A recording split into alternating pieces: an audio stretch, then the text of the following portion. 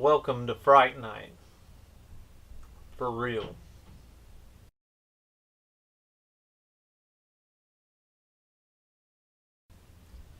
Welcome back to thedistortedreality.com's Fright Fest Theater. Sorry, we've been absent for about a month now. Serious technical difficulties. We had a computer die, my only computer, and we could not bring it back from the dead. So had to get a new one, and there's been a few other technical difficulties that have kept us off the air, but we are back. And for the inaugural episode, season 1, episode 1, yes, we've had some holiday specials, and we will continue to do those in the future. But tonight, we will be screening one of my favorites, Tom Holland's 1985 80s vampire horror classic, Fright Night, starring William Ragsdale as Charlie Brewster, Chris Sarandon as the charismatic, super cool vampire Jerry Dandridge. You've got Amanda Bierce as Amy, Charlie's girlfriend, Stephen Jeffries as Charlie's quirky, nerdy, goofy friend, Evil Ed, and Roddy McDowall as Peter Vincent, the great vampire killer.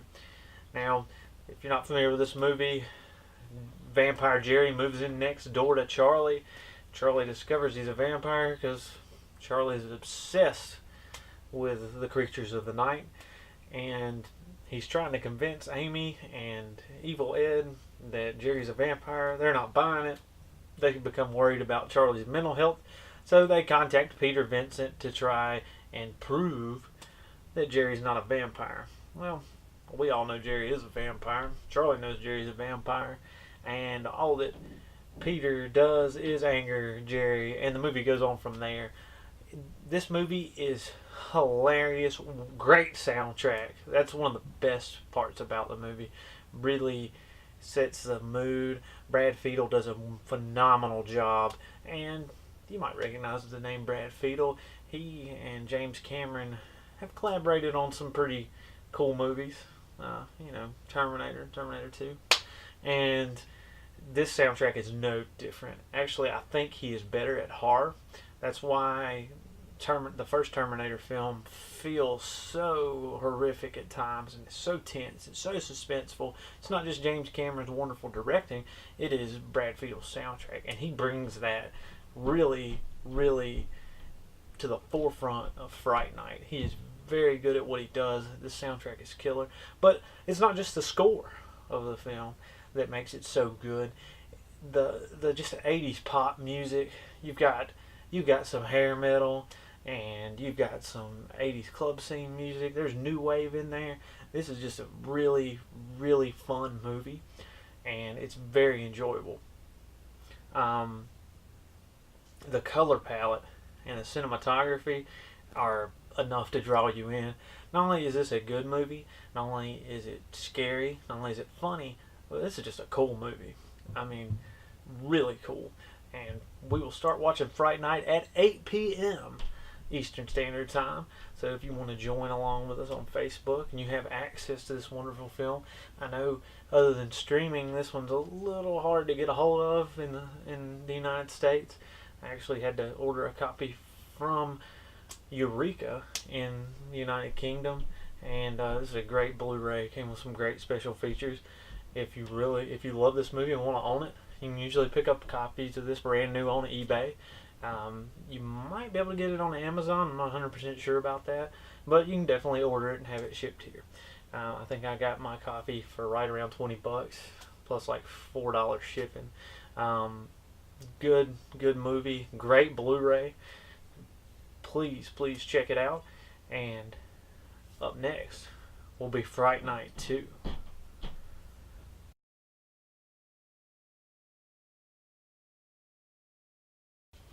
Next up, we have 1988's Fright Night Part 2, directed by Tommy Lee Wallace. You might recognize Tommy Lee Wallace from Halloween 3, Season of the Witch, and the It miniseries. Tommy Lee Wallace is from that John Carpenter school of filmmaking. So if you are watching this or have seen it before and you think, hey, this has a John Carpenter feel to it, that's because Tommy Lee Wallace is at the helm, and it does. It has a John Carpenter look and feel, which fits right in with the thematics of the original Fright Night, which I feel is a very Carpenter-style movie. Roddy McDowall's back as Peter Vincent. You'll be relieved to hear that because he does such a phenomenal job in the first Fright Night. And William Ragsdale's back as Charlie Brewster. Now, Charlie Brewster is trying to put behind him the events of a few years ago and has successfully, through therapy, had it wiped from his memory. He thinks that Jerry was just a serial murderer. And Peter, not buying it. Peter believes in the vampires. So, Charlie is no longer dating Amy, to get you up to speed. We have Tracy Lynn coming in to play Charlie's new mature college girlfriend, Alex. And, of course, a new vampire comes to town and has to shake the foundations of everything that Charlie's been building up in his mind as of late. And that vampire is played by Julie Carmen. Her name is Regine. Very, very cool vampire. Regine is not alone, though. Regine has a few friends with her. No Evil Ed. Unfortunately, that would have been nice to see Stephen Jeffries come back.